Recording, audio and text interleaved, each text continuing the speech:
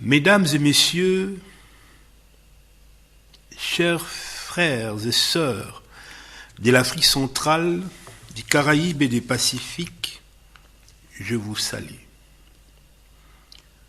Nous sommes le 18 mars 2014 dans votre émission de la résonance en français de l'évangile du Fils de l'homme. Chers frères et sœurs, comme vous le savez, nous sommes dans notre grand thème sur le mariage. Parce que la spiritualité africaine, la cosmogonie africaine cherche à connaître les lois qui régissent l'univers visible et invisible afin de transposer ces lois dans la société des humains. Parce que Maître Yoshua a dit quelle seule la volonté qui s'efface au ciel, que cette volonté-là seulement puisse se faire ici sur terre, parce que c'est en nous alignant dans les lois de la création que nous allons rencontrer notre épanouissement spirituel. Voilà pourquoi nous avons la responsabilité, quand nous venons sur terre, de pouvoir tout faire pour connaître les lois qui régissent cette création visible, les lois qui régissent la création invisible, et de pouvoir, dans un joyeux labeur, transposer cette perfection de la nature dans notre écosystème humain. C'est en cela que nous parviendrons à la maturité. Et dans l'univers, il y a quelque chose de sensible, une formation atomique où nous voyons le proton, les neutrons avec les électrons tout autour, et nos ancêtres, en regardant de très près le fonctionnement d'un atome, ils ont pu reproduire l'atome humain dans les mariages, ce qu'on appelle la famille. C'est ainsi que les samedis passés, j'ai parlé longuement du sens et des objectifs du mariage. Le mariage, c'est une union de deux activités pour amener ceux qui s'unissent dans cette activité à l'autoconscience, à l'excellence, à pouvoir acquérir la sagesse. Car, comme vous le savez maintenant, nous sommes des esprits hermaphrodites, c'est-à-dire nous avons en nous les potentialités de transformer la société à l'image de ce qui s'est fait en haut, et nous avons également en nous la potentialité de nous connecter de manière permanente à la lumière du Très-Haut. Mais il s'avère qu'en arrivant ici dans cette post-création, certains d'entre nous habitent un corps animal mâle, d'autres habitent un corps animal femelle. Il s'avère de ce fait que ceux qui portent les corps d'hommes vont développer les fruits de la masculinité de Dieu, l'intelligence dans la matière, pour amener les transformations des éléments matériels afin de faire des maisons qui ressemblent aux maisons dans le ciel, de faire des architectures qui ressemblent aux architectures du ciel, d'organiser la politique qui ressemble à la manière dont les univers des lumières sont gouvernés, de faire tout conformément aux lois de la création. Et d'autres esprits qui habitent un corps des femmes seront là tout en complétant ce travail de transformation des univers matériels, mais leur rôle principal, c'est d'amener dans la post-création la présence de vertu de Dieu, l'amour, la justice et la pureté. C'est ainsi que la femme, nous disons dans la spiritualité, qu'elle est d'un demi-degré supérieur, parce que si il n'y a pas de présence de ce vertu, de l'amour, il n'y a pas de présence de la justice, il n'y a pas de présence de la pureté, le respect de loi, les hommes vont faire des organismes génétiquement modifiés, les hommes vont faire des technologies atomiques, nucléaires, nous allons exploser notre planète par des choses que nous allons croire que nous avons amené l'univers dans la perfection, alors qu'en vérité, nous amenons l'univers dans une destruction écologique, tout simplement parce que la vente pour assurer le ciel sur terre. C'est la femme, comme je vous avais dit, qui nous rappelle notre citoyenneté céleste, qui prépare la maison afin que ceux qui s'évaguent à des activités quotidiennes de la transformation de la société puissent toujours vibrer, vivre dans la présence de l'amour, vivre dans la joie, vivre dans la paix, vivre dans la justice. Ainsi, ils seront portés dans l'air de l'univers selon la parole de Dieu. Mes chers frères et sœurs de l'Afrique centrale, je vous avais donc dit que les mariages, c'est un enseignement important. Et aujourd'hui, nous allons voir comment cela se prépare. Parce que finalement, vous aurez compris que si les sociétés se détruisent, si les civilisations arrivent à des déclins, c'est parce qu'en réalité, c'est la famille qui se détruit, c'est la famille qui arrive à des déclins.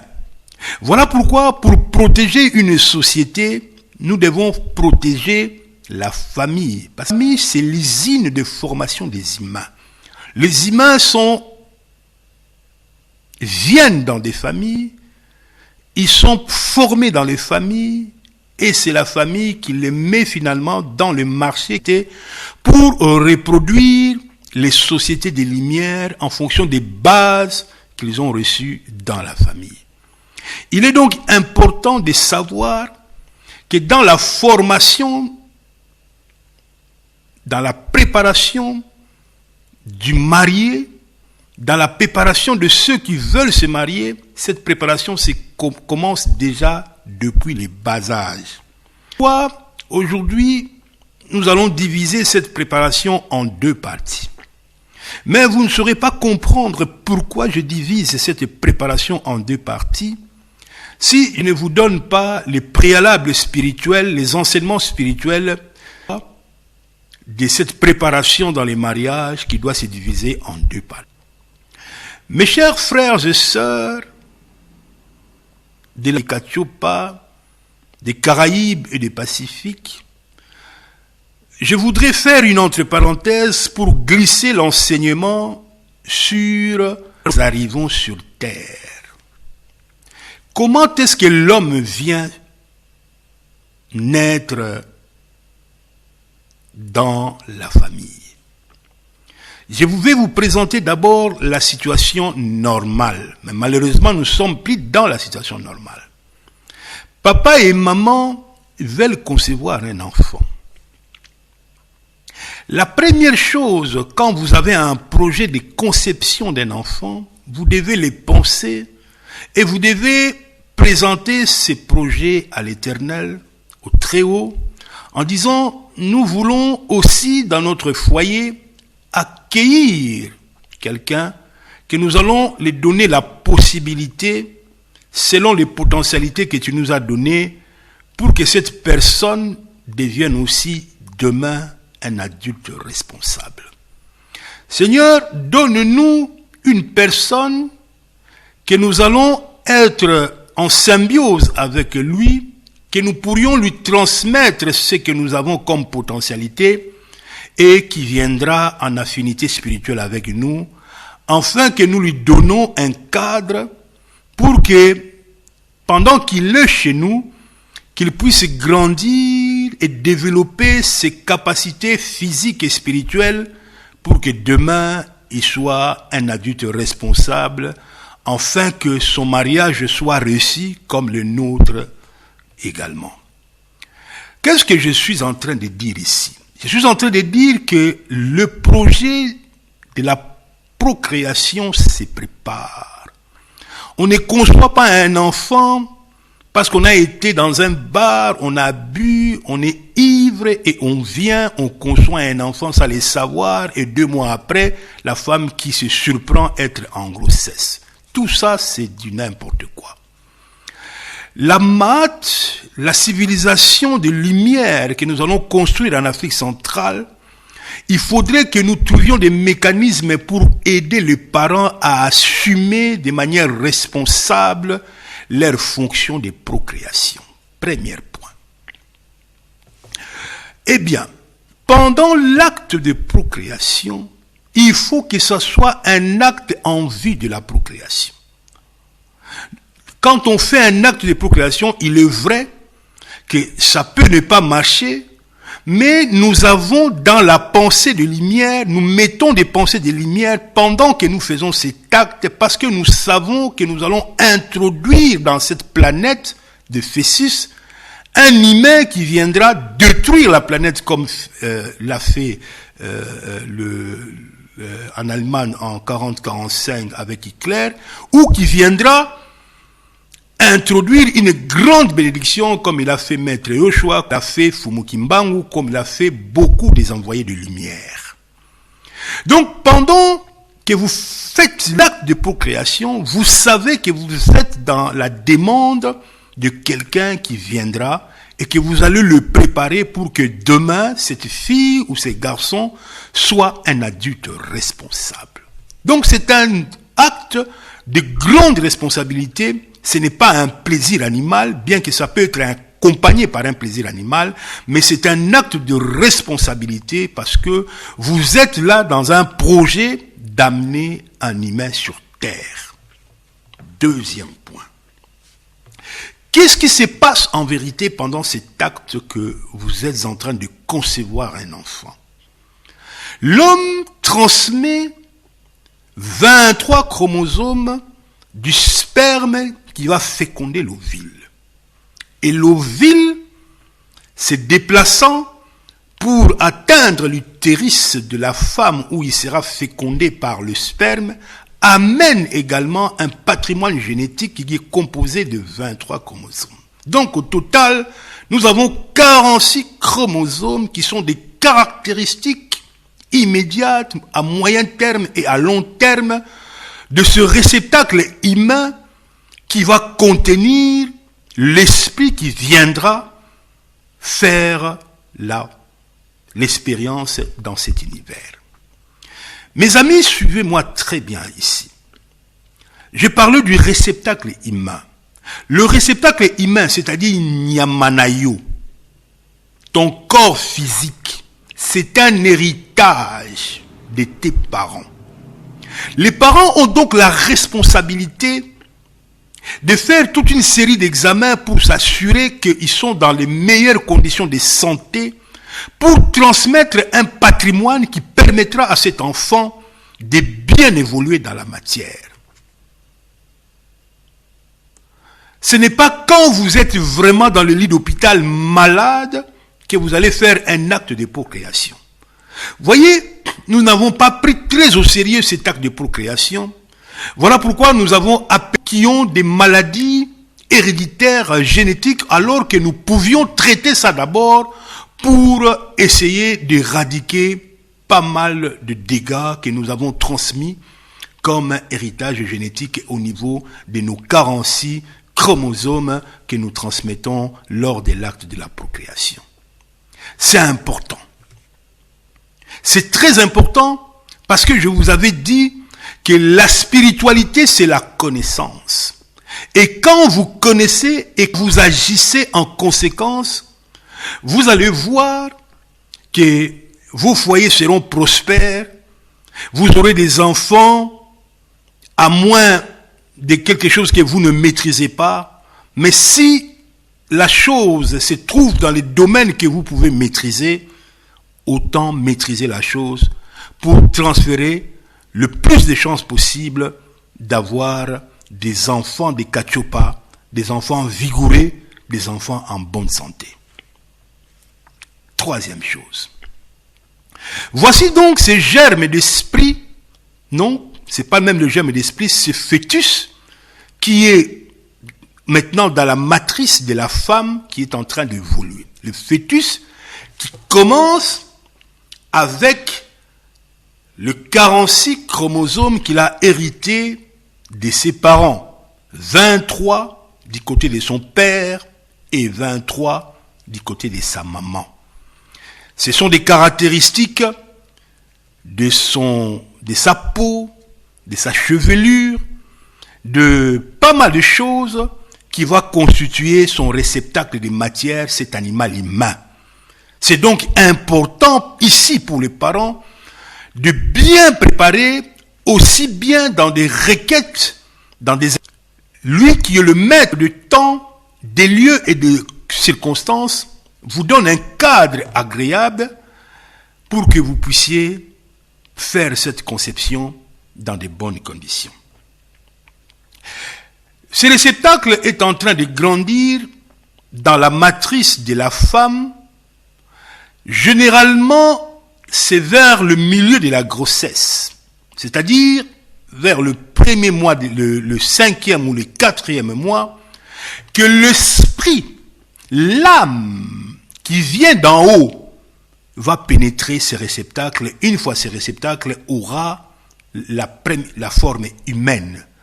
Et au 4e mois de la grossesse, l'esprit revêtu de l'âme, c'est-à-dire revêtu du corps mental, va pénétrer ces réceptacles humains, ces corps humains formés dans la matrice de sa maman. Pourquoi cet esprit-là et cet esprit-là seulement? Parce que cet esprit qui vient pénétrer dans votre foyer, c'est l'esprit qui est attiré électromagnétiquement, c'est-à-dire par affinité. L'esprit a trouvé un héritage biologique des 46 chromosomes qui vont constituer son réceptacle de l'animal humain. Mais lui, l'esprit n'a pas d'héritage des parents, mais il vient par attirance, par affinité. Ce qui se ressemble, s'assemble. Ce qu'aux Ali, Moyibi, il y a beaucoup plus de possibilités. Lobi, Obota, esprit, Oeza, Moyibi, Ayananda Kunayo. Ce qu'aux Ali, Moisi, Anumba, eh bien, vous êtes dans des vibrations spirituelles qui peuvent, pendant votre acte de procréation, attirer des esprits semblables. Parce que l'attirance des esprits vers des lieux où les actes de procréation ont été faits, ces esprits sont attirés par une loi qui régit la matière, qui est une loi spirituelle qu'on appelle la loi des attractions, des affinités. Ici, j'aimerais attirer l'attention de futurs parents de faire un effort, de changer nos vibrations, de changer notre façon de vibrer spirituellement pour que nous puissions avoir un aura qui attire des âmes bien sur le Congo.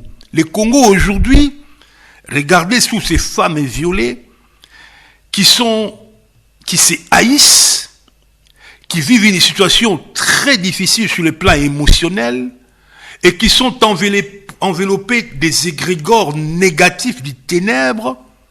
Il est difficile dans ces conditions que les âmes qui viennent en ces lieux soient des esprits propres. Les gens vont dire, Nzambe Mouta Desidaka. Non, Non. Vous allez voir aujourd'hui l'Allemagne, il y a beaucoup des esprits des Lumières qui sont en Allemagne, qui ont fait des grandes inventions, mais vous allez voir paradoxalement dans certains pays, comme le nôtre, il y a des voyous, il y a des bandits, il y a des gens sans loi, sans foi, parce que les actes de procréation ne sont pas contrôlés. Quand un pays n'investit pas dans le contrôle des actes de procréation, il n'y a pas une éducation à la maths pour que les procréations se fassent dans des familles et qu'on connaisse le secret de procréation, eh bien, il est normal que vous puissiez attirer tous les aventuriers qui ont vécu par-ci par-là. Ils vont trouver dans le territoire congolais un chemin pour venir se réincarner. Mais quand vous énoblissez votre univers, vous n'allez attirer que des gens de lumière qui viendront avec de nouvelles sciences, des gens calmes qui viendront avec de nouvelles théories, et vous allez voir au fur et à mesure, votre pays va accéder à une civilisation des lumières. Tout ça se prépare depuis les mariages. Donc, l'acte de procréation est la base de la réussite de ce futur humain dans son âge adulte. Voilà pourquoi nous devons veiller à ce que la famille soit restaurée. La famille puisse avoir l'attention et de l'État et de gens qui se mettent en mariage. Il faut qu'ils connaissent le secret que la famille, c'est la base, c'est l'atome de l'univers social. Et quand les atomes de l'univers social sont des ions, sont des virus, des microbes, eh bien, dans les échanges moléculaires, ils ne peuvent produire que des microbes. Et cette société, ça sera une société microbienne. Il est donc important, mes chers frères et sœurs, je suis dans la grossesse, de pouvoir donner une chance à ce futur homme qui viendra, parce que finalement, la famille, c'est une usine dans sa dimension de procréation, d'attirer des âmes bien. Aujourd'hui, les Congo, avec des naissances indésirables, avec cette procession qui est répandue un peu partout, nous ne faisons qu'attirer des âmes qui demain vont compliquer la société congolaise. Voici cet enfant qui est venu héritant dans l'aspect physique les patrimoines génétiques de ses parents, et dans son aspect spirituel, il est venu par affinité aux valeurs spirituelles que ses parents ont. Combien de parents encore en Afrique ont encore des valeurs spirituelles? Je ne le pense pas.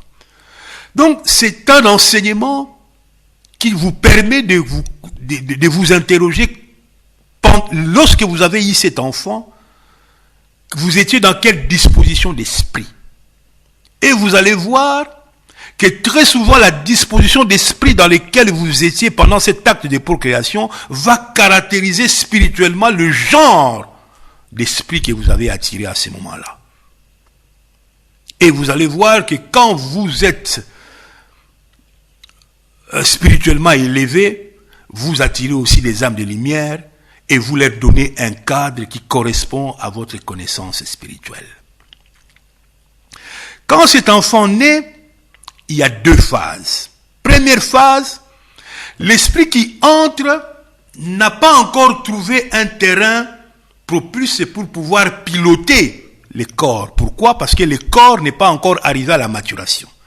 Il faudrait une période pour que le corps atteigne son niveau élevé de maturation pour permettre à l'esprit de pouvoir se manifester au travers de ce corps comme un chauffeur conduit un véhicule ou une voiture.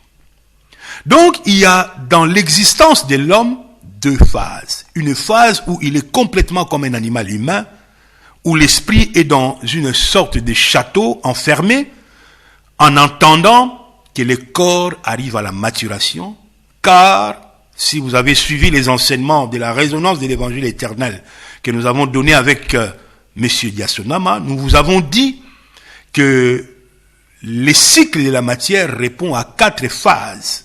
Première phase, la matière naît, c'est-à-dire l'association de 23 chromosomes de la maman et de 23 chromosomes du papa. La naissance du fœtus est là. Et ce fœtus doit grandir. Il grandit d'abord à l'intérieur de la matrice de la maman. Ça, nous ne savons rien faire. Tout ce que la maman peut faire, c'est de bien garder sa vibration et de bien se nourrir parce que l'enfant se nourrit, le fœtus se nourrit de ce que sa mère consomme. Et quand cet enfant arrive à l'existence, c'est-à-dire après 9 mois, cet enfant sort. Maintenant, l'esprit est déjà là, parce que l'esprit est entré dans le 4e mois, mais l'esprit est enfermé à l'intérieur du corps humain. Il n'y a pas une liaison physique avec son corps, il a une liaison magnétique qui s'est faite au travers du sang, mais je ferme cette parenthèse parce que ça fera l'objet d'un autre enseignement. Pour le moment, sachez que l'esprit pilotera le corps qui est arrivé à la maturation par une liaison magnétique. L'esprit n'est pas en liaison physique avec le réceptacle de la matière.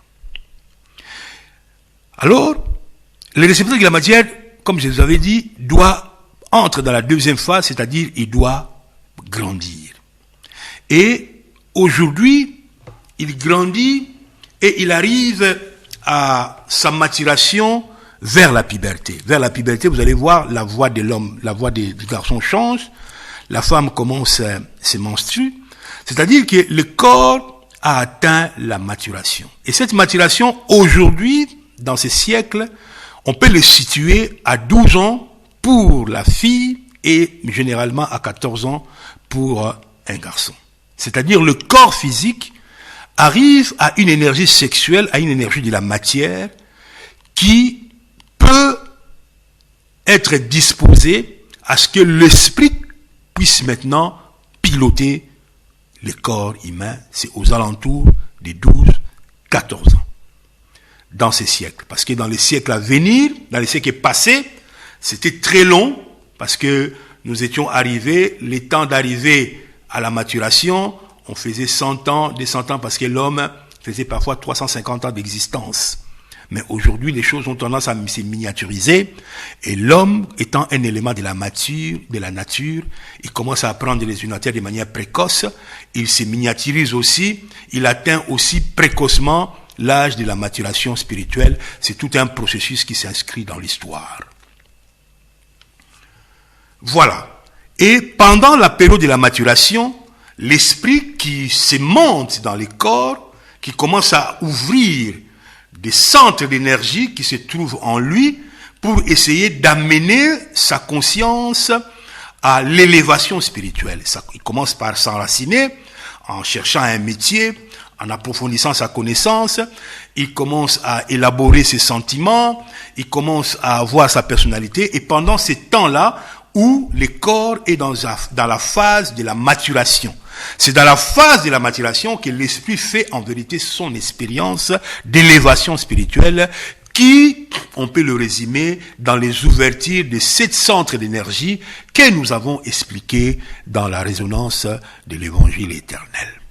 Donc, l'esprit est là. Et quand l'esprit est là, il n'est pas encore marié, il y a aussi une préparation qui s'est faite s'il est chez ses parents, c'est-à-dire l'esprit traverse, quand l'esprit aimante le corps, il a 2 phases.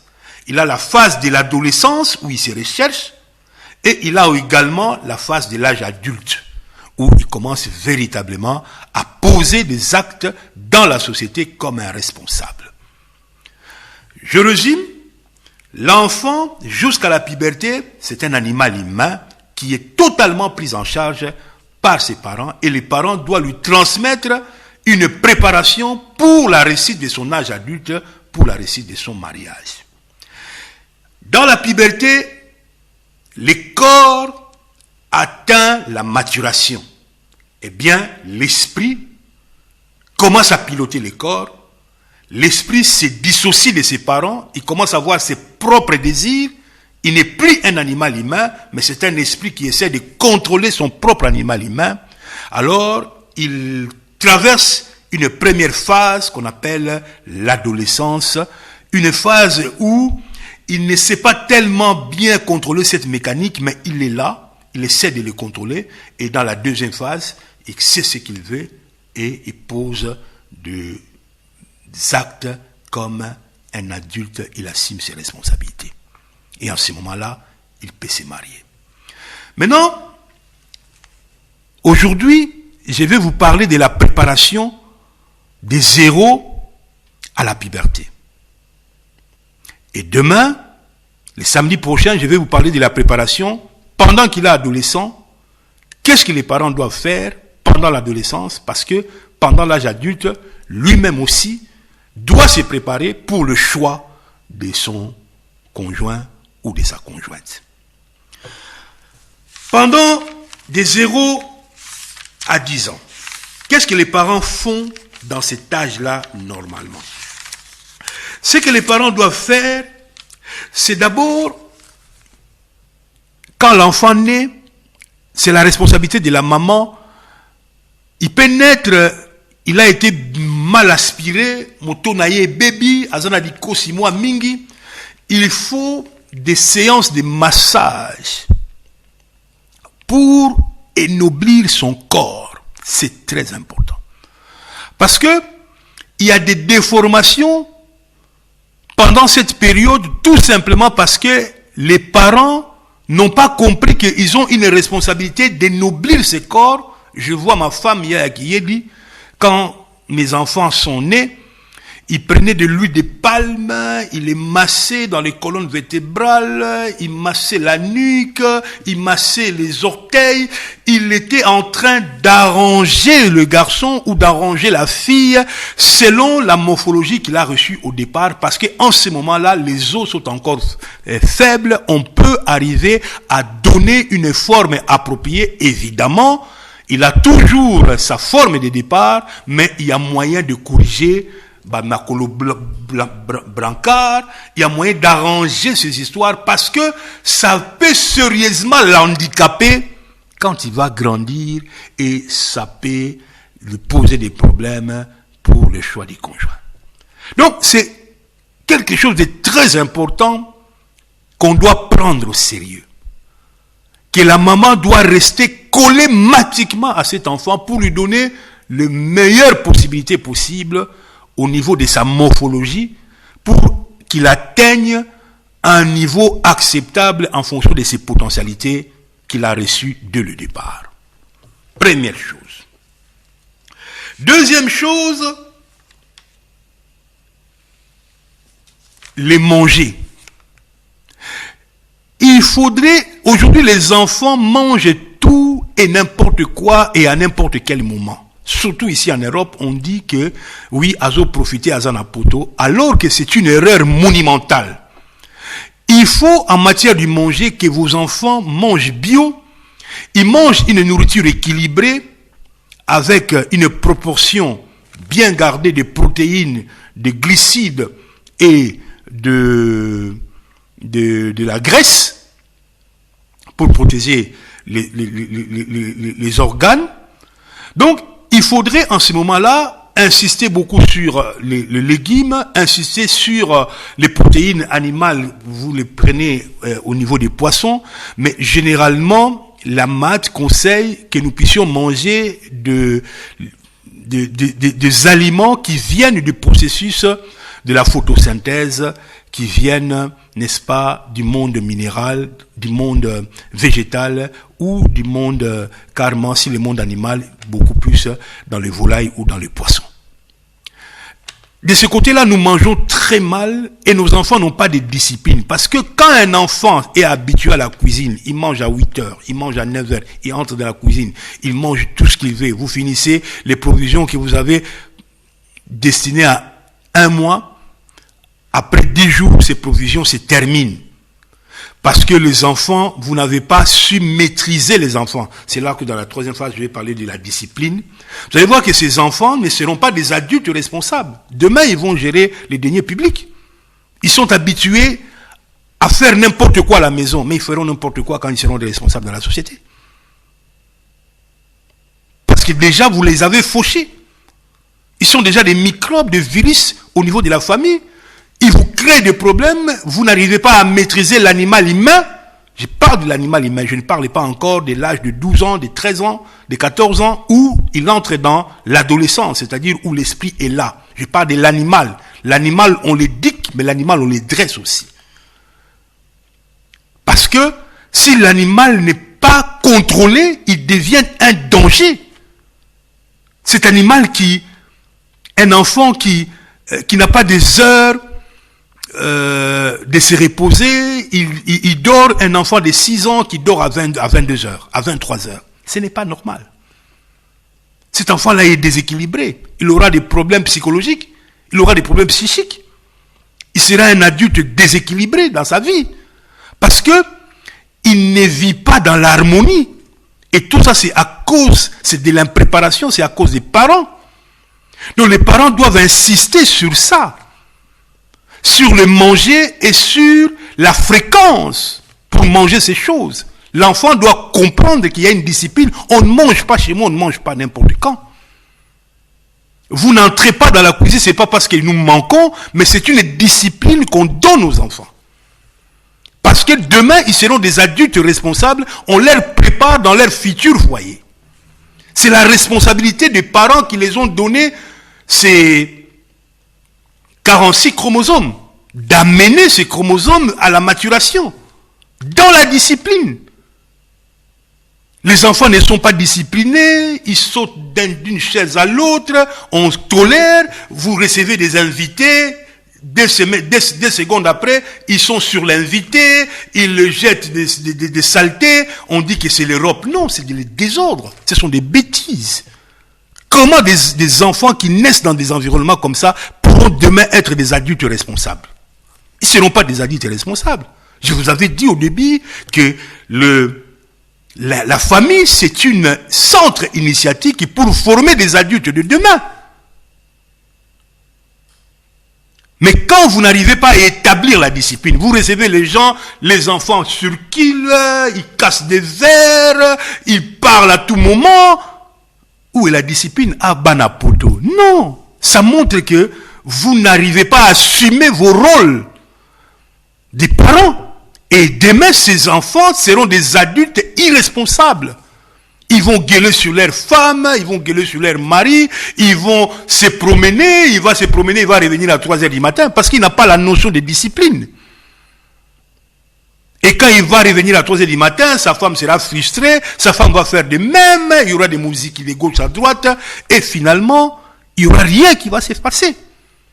Pourquoi? Parce que nous n'avons pas insisté dans la préparation de l'animal humain à lui donner la discipline qu'il faut, à lui donner une éducation à la maths, la propreté. La propreté est un élément important. Un enfant qui n'apprend pas à se laver les matins, à brosser ses dents 2 fois par jour, le matin et le soir, il va se présenter dans le mariage avec 5 dents déjà enlevées. Mais c'est un problème. Il va se prononcer avec des odeurs, il pue. Parce qu'il n'a pas reçu une éducation appropriée en matière de la propreté. Il ne sait pas laver ses habits. Une fille qui garde son sous-vêtement pendant 2 jours. Et vous, la maman, vous tolérez cela. Vous entrez dans les salles de bain, vous voyez, vous êtes avec des garçons et des filles, on voit des sous-vêtements de filles étalés dans la salle de bain. Tout ça, qu'est-ce qu'il va reproduire chez lui dans les mariages? Parce que vous ne préparez pas bien l'animal humain. Et nos ancêtres savaient cela. Voyez, des enfants qui voient les sous-vêtements de leur maman étalés. Comment voulez-vous qu'ils puissent garder le caractère sacré de la maman? Voyez, donc nous sommes devenus des microbes dans la société. La société congolaise ne peut pas se relever avec des habitudes pareilles. Ça, c'est la spiritualité, c'est pas l'évangile de la prospérité. C'est ça la spiritualité, la propreté. Et la discrétion des habits intimes de la fille, elle doit être préparée à ça en regardant sa maman. Sa maman doit veiller. Une fille ne se lave pas comme un garçon. Et on doit veiller, on doit lui enseigner cela. Préparer la nourriture. C'est à cet âge, pendant la nourriture, c'est évidemment pendant l'adolescence. Mais déjà, on peut l'introduire déjà à partir de 12 ans. Elle commence à préparer déjà du riz, elle commence à faire du foufou. On ne peut pas dire non, tu y a kaba frites, baba na poto. Non, non. Vous rendez des mauvais services à ces enfants. C'est comme ça qu'ils volent l'argent pour venir manger dans les restaurants, dans des grands restaurants de luxe. Ils prennent des deniers publics et ils vont faire leurs aventures. Pourquoi? Parce qu'ils n'ont pas été éduqués à respecter certaines instructions de la maison. Parce que la maison, c'est la jungle. C'est le débrouillardisme. Tout le monde fait ce qu'il veut. Tout le monde crie de gauche à droite. Comment voulez-vous préparer des enfants bien élevés dans ce sens? Mes frères, sœurs et sœurs, il y a aussi la morale. La morale n'est pas la spiritualité, mais c'est le bon vivre ensemble. Il faut des lois de la morale. Quand on se lève le matin, on dit bonjour aux parents. Quand on entre, on dit bonjour à maman. Quand les invités viennent, on les salue. Quand papa est en train de causer avec les invités, on s'éclipse. On ne fait pas les tours là-bas. Eux aussi vont reproduire les modèles. Parce qu'ils vivent dans cet environnement de discipline. Et ils grandissent comme ça, par imitation, et ça devient leur seconde nature. Au fait, ça devient leur nature. Parce que vous êtes en train d'éduquer le réceptacle humain. Je ne parle pas de l'esprit, parce que l'esprit vient dans l'adolescence. Voyez, mes chers amis. Donc, la morale, les gens n'ont plus de morale, c'est comme ça qu'ils ne respectent plus les aînés dans la société. Il dit, yoli sarangate, et talingai, et ça vinangai, nous la balanga joana, ah, na yaka na poto na mbongo nangai moko, mozoba. Ne parlez pas comme ça, c'est pas parce que yaki na poto na mbongo na moko, ndeko banda ko manquer respect na bato. Ndeko sala n'importe quoi, et c'est l'aksaka que, osaki bien éduqué. Mais ici, nous sommes en train de préparer des adultes responsables. Donc, il y a un langage qu'on tient devant les parents. Moi, j'ai toujours dit à mes enfants, si vous voulez me parler, vous devez me parler correctement.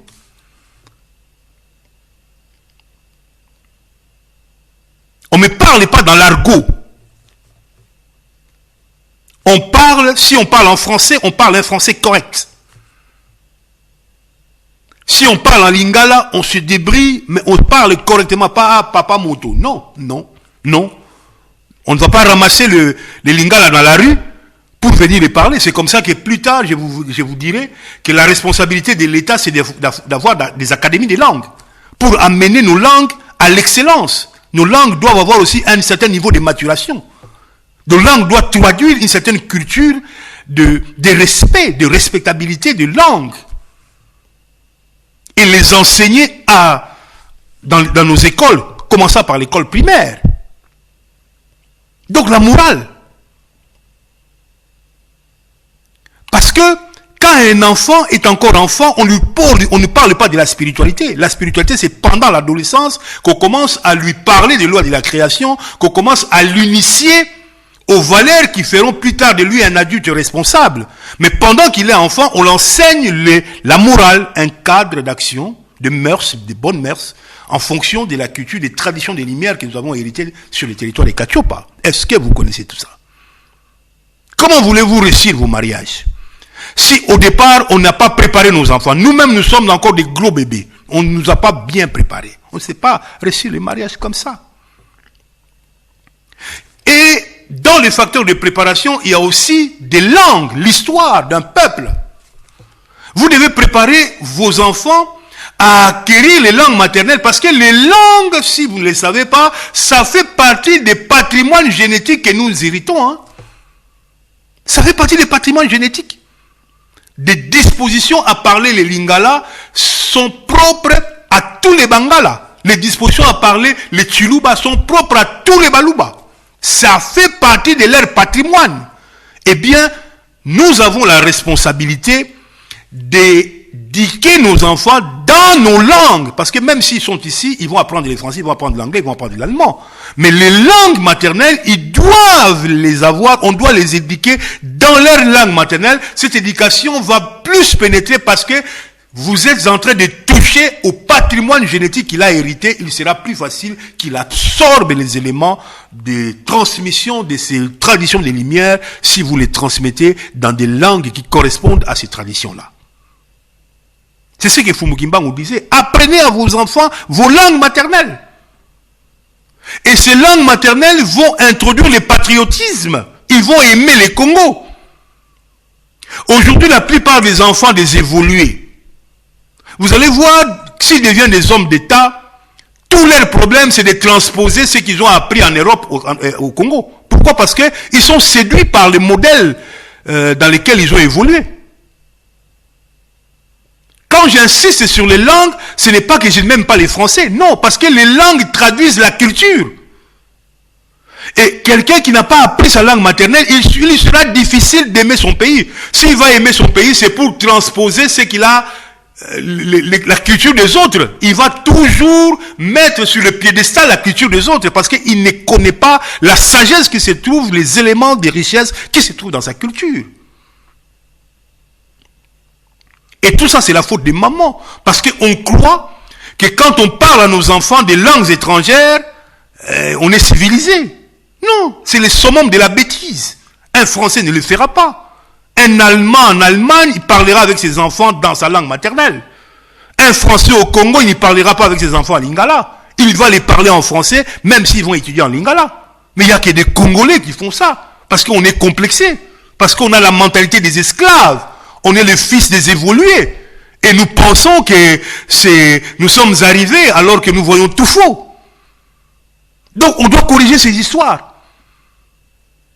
Moi je suis un produit de ça. Je suis en train aujourd'hui de me débrouiller et de faire en sorte que mes enfants puissent parler nos langues, ne serait-ce que les langues de Kachiopa, même de Lingala.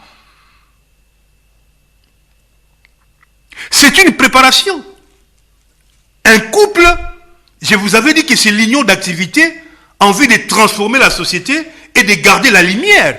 Mais vous allez transformer quelle société si vous n'êtes pas patriote? Donc vous allez faire une union d'activités qui ne va pas transformer les Congos. Vous pensez que le couple est réussi si vous êtes bien, vous mangez des choses bien dans votre maison? Non, un couple est réussi si vous êtes une bénédiction dans la société. Parce que c'est une union d'activités en vue de les manifester dans un joyeux labeur dans la société. Mais aujourd'hui, la réussite d'une famille, c'est par rapport à vous-même, vous mangez bien, tout ça, vous êtes réussi, alors que vous êtes des voleurs dans la société. Vous êtes des premiers ministres voleurs, vous êtes des ingénieurs voleurs dans la société, et vous dites que vous avez réussi votre couple parce que vous vous habillez bien. Non! C'est une union d'activité pour transformer justement la société. Mais alors, on vous donne des valeurs, on vous donne une éducation à la maths, on vous réconcilie avec votre histoire. Pourquoi les hommes blancs, quand ils sont arrivés en Afrique, ils ont trafiqué l'histoire? Les Congolais disent, on s'en fout. Non, vous ne pouvez pas vous en foutre quand l'histoire est trafiquée. Parce que, quand l'histoire est trafiquée, au fait, on trafique l'histoire pour l'hégémonie de la race blanche. C'est comme ça qu'aujourd'hui, tous les Congolais sont complexés. Vous allez les voir dans leurs discussions, ah, Mundela Leki, Mwana Madi, etc. Pourquoi? Parce que ce sont des complexés. Ce sont des familles qui ont grandi dans cette mentalité. Nous devons corriger ça. Nous devons faire de nos foyers, de nos familles, une usine de production de patriotes congolais qui commence par l'assimilation de la culture congolaise à travers des langues. Mais nous devons amener ces langues à une élévation spirituelle. Mes chers frères et sœurs, l'amour de la nature. Parce que cet animal humain, il est un des éléments de la nature. Nous devons l'amener à respecter la nature, à respecter les arbres, à respecter l'air, à respecter les animaux. C'est comme ça que dans cet âge, nous devons revoir nos enseignements au niveau de l'école primaire pour habituer les enfants à la proximité de la nature. Parce que s'il ne respecte pas la nature, s'il est intelligent, demain il fera des bombes atomiques. Demain, il va créer de la saleté au niveau de l'écologie. Il va couper les arbres pour les vendre. Il ne saura pas l'importance des arbres dans le Congo, que nous sommes un poumon de l'univers. Il va pisser de gauche à droite parce qu'il n'a aucun respect de la nature.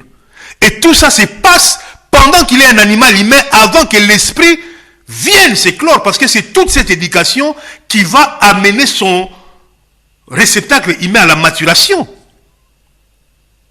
Mais si nous ne connaissons pas tout ça, comment voulez-vous que des individus qui ne sont pas formés dans cette logique puissent réussir le mariage? Réussir le mariage, c'est-à-dire devenir des adultes responsables dans leurs activités dans la société. Suivez-moi bien, je suis dans un autre paradigme. Je ne suis pas dans les paradigmes de réussite des mariages. Vous allez faire 5 fois les rapports sexuels à la maison, et puis vous allez faire des maquis, vous allez vous amuser. C'est pas ça la réussite du mariage. La réussite du mariage, c'est un mariage qui devient un couple bénédiction pour son pays, ou pour la planète. C'est ça la réussite. Et comment ils doivent vivre, ça c'est autre chose, on va les voir. Mais pour ça, le réceptacle de la matière doit recevoir une éducation au préalable. Et ça, c'est l'objet de la première partie d'aujourd'hui. L'éducation du réceptacle de la matière. Voilà, mes frères, sœurs et sœurs, nous avons donc parlé de la première phase qui consiste à dresser et à éduquer le réceptacle de la matière. La fois prochaine, nous allons parler comment préparer l'adolescent à bien réussir son mariage, c'est-à-dire l'union d'activité. Et plus tard, cet adolescent qui devient adulte, comment il doit s'y prendre pour faire un choix en vue de réussir son mariage. Voilà, mesdames et messieurs, vous avez compris, c'est quoi que beaucoup de gens vont se retourner. Vous n'avez jamais vu un enseignement sur le mariage de cette façon. Eh bien, c'est la pure spiritualité. C'est les enseignements qui vont demain, si nous les mettons en pratique dans nos enfants, demain, nous pouvons espérer un nouveau Congo. Parce que les adultes d'aujourd'hui, ce sont des virus. Voilà, mes amis, ce que j'avais préparé pour vous pour la journée d'aujourd'hui. Nous avons vu beaucoup des éléments pour le réceptacle matière pendant qu'il est dans l'enfance, la responsabilité des parents, et nous allons voir cette responsabilité des parents pendant l'adolescence, parce que pendant l'adolescence, il y a un fait majeur qui s'est transformé, l'esprit a aimanté les corps, l'esprit a ses propres choix. C'est vrai qu'il est en affinité avec vous, mais il a la conscience de son existence. Vous n'allez plus les dresser, vous allez faire autrement. Et beaucoup de parents font des erreurs, et c'est dans cet âge-là qu'il y a des cassures entre les parents et les enfants. Nous allons voir comment est-ce que les parents peuvent contribuer à l'élévation des consciences pendant cette période adulte, qu'il n'y ait pas trop de cassures, parce qu'au départ, ils sont arrivés par affinité pour vous. Peut-être que vous avez changé, et lui, quand il se manifeste dans l'affinité que vous aviez quand vous l'avez eu au monde. Donc, il y a une responsabilité. Comment vous allez faire pour que vous préparez cet enfant à devenir un adulte responsable. Et la troisième phase, c'est il est devenu un adulte, comment il doit s'y prendre pour faire le choix de son mariage. On ne choisit pas son conjoint pendant l'adolescence. On choisit son conjoint quand on devient un adulte responsable. Et nous allons voir qu'est-ce que c'est qu'un adulte responsable. Voilà mes amis, bonsoir et on se revoit la semaine prochaine. Merci.